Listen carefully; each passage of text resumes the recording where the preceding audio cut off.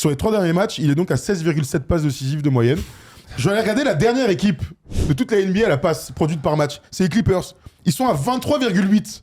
Le mec, il a 6 passes décisives par match des Clippers sur les 3 derniers games. Franchement, c'est juste abusé en vrai. Donc, évidemment, c'est plus simple quand il y a un Jamal Murray qui est exceptionnel à 50 points, quand les shooters sont en verve et que le système est parfaitement huilé. Je dis c'est plus simple, c'est juste que c'est leur style de jeu, c'est la meilleure équipe de la NBA et c'est une équipe qu'on devrait retrouver normalement très fort dans les money time. Ce type de jeu-là, très fort dans les money time en playoff. En fait, Jokic est tellement fort offensivement, il a tellement une lecture hors norme dans l'histoire du basket. C'est le meilleur passeur de l'histoire. Voilà, pour moi, ils perdront pas en attaque. Hein. Leur attaque, elle est huilée. Non, ça c'est sûr. Leur attaque, elle est huilée. Ils sont 21e défense NBA, c'est très très loin quand même pour espérer être champion.